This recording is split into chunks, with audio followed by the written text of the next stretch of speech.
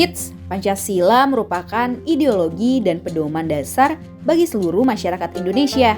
Ideologi adalah sebuah cerminan cara berpikir seseorang atau masyarakat suatu bangsa untuk menuju cita-citanya. Kita akan membahas materi pembelajaran PKN kelas 9 Sekolah Menengah Pertama mengenai kelebihan dan kelemahan Pancasila di masa Orde Baru. Pancasila dalam kedudukannya berperan penting sebagai kristalisasi nilai-nilai yang dimiliki dan diyakini kebenarannya oleh bangsa Indonesia. Pancasila telah dirumuskan di alinea keempat dalam pembukaan Undang-Undang Dasar 1945. Lalu bagaimana peran Pancasila di masa Orde Baru ya? Sebelum kita lanjut videonya, jangan lupa klik tombol subscribe dan tombol loncengnya ya. Orde Baru adalah sebutan di masa pemerintahan Presiden Soeharto di Indonesia. Orde Baru menggantikan sistem Orde Lama yang tertuju pada era pemerintahan Presiden Soekarno. Munculnya Orde Baru diawali dengan dikeluarkannya surat perintah pada tanggal 11 Maret 1966. Kapan Orde Baru berlangsung? Orde Baru berlangsung dari tahun 1966 hingga 1998. Era pemerintahan Orde Baru menjadi yang terpanjang sejak Indonesia merdeka. Masa pemerintahan yang cukup panjang tersebut turut memberikan kontribusi besar untuk perkembangan bangsa ini. Kelebihan Pancasila masa Orde Baru. 1. Timbul rasa nasionalisme di masyarakat yang semakin tinggi. 2. Terwujudnya gerakan wajib belajar. 3. Ekonomi masyarakat mengalami peningkatan. 4. Stabilitas nasional lebih terjamin. 5. Program gerakan orang tua asuh berhasil. Dan 6. Tercapainya tujuan rencana pembangunan 5 tahun atau Repelita. Kelemahan Pancasila masa Orde Baru. 1. Munculnya sikap diskriminatif pada masyarakat keturunan Tionghoa di Indonesia. 2. Pertumbuhan perekonomian di Indonesia belum merata. 3. Tindak korupsi banyak terjadi di lembaga pemerintahan. 4. Terjadi pelanggaran HAM. Dan 5. Kesenjangan pembangunan antar daerah. Nah, itu dia pembahasan materi pembelajaran PKN kelas 9 Sekolah Menengah Pertama mengenai kelebihan dan kelemahan Pancasila di masa Orde Baru. Berikutnya kita lihat makna dari 5 lambang Pancasila. Burung Garuda menjadi lambang negara bangsa Indonesia dan Pancasila merupakan dasar ideologi bangsa Indonesia. Lambang negara Indonesia adalah burung Garuda yang di dalamnya terdapat 5 lambang Pancasila beserta maknanya. Kelima simbol tersebut adalah bintang, rantai, pohon beringin, kepala banteng, padi, dan kapas.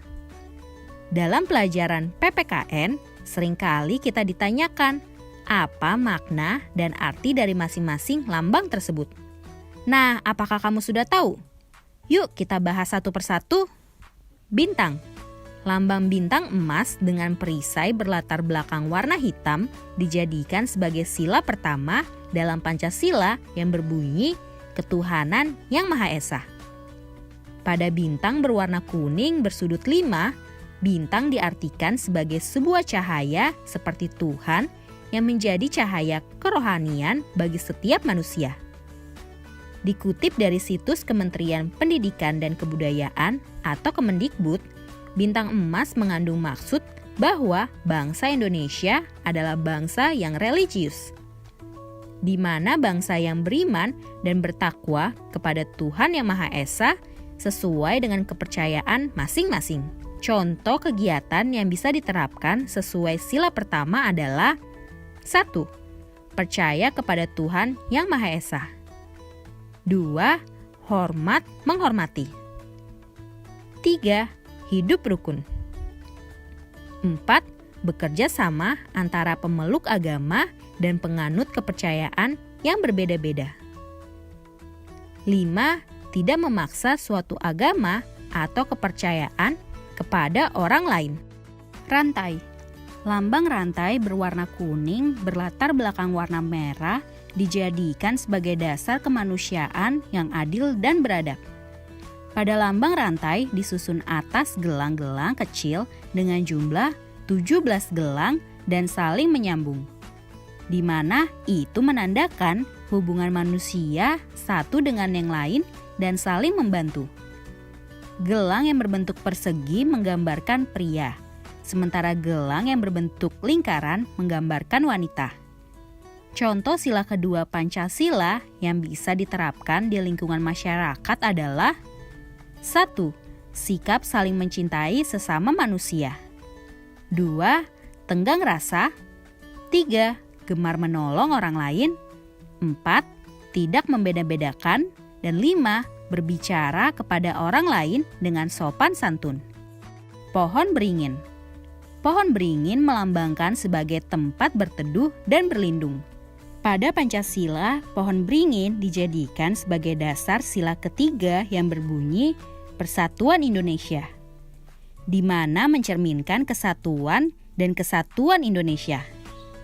Pohon beringin merupakan sebuah pohon di Indonesia yang memiliki akar tunjang. Sebuah akar tunggal panjang yang menunjang pohon yang besar ini dengan tumbuh sangat dalam ke dalam tanah. Pohon beringin memiliki banyak akar yang menggelantung dari ranting-rantingnya. Contoh sila ketiga Pancasila dalam lingkungan masyarakat adalah 1. Rela berkorban. 2. Cinta tanah air. 3. Mencintai produk lokal. 4. Bergaul dengan teman tanpa membedakan suku, ras, dan adat istiadat. 5. Ikut menjaga keamanan lingkungan. Kepala banteng. Lambang kepala banteng dijadikan sebagai dasar pada sila keempat Pancasila yang berbunyi kerakyatan yang dipimpin oleh hikmah, kebijaksanaan dalam pemusyawaratan atau perwakilan. Banteng merupakan binatang yang suka berkumpul. Sama seperti manusia dalam pengambilan keputusan harus dilakukan secara musyawarah. Salah satunya dengan berkumpul dan diskusi. Contoh sila keempat Pancasila dalam lingkungan masyarakat adalah 1. Mengutamakan keputusan yang diambil secara musyawarah. 2. Tidak memaksa kehendak orang lain. 3. Melaksanakan musyawarah mufakat. 4. Menghormati dan menjunjung tinggi hasil musyawarah. Padi dan kapas. Padi dan kapas dimaknai sebagai salah satu kebutuhan rakyat Indonesia tanpa melihat status dan kedudukannya. Padi dan kapas mencerminkan pangan dan sandang. Ini menandakan tidak adanya kesenjangan antara satu dengan yang lain.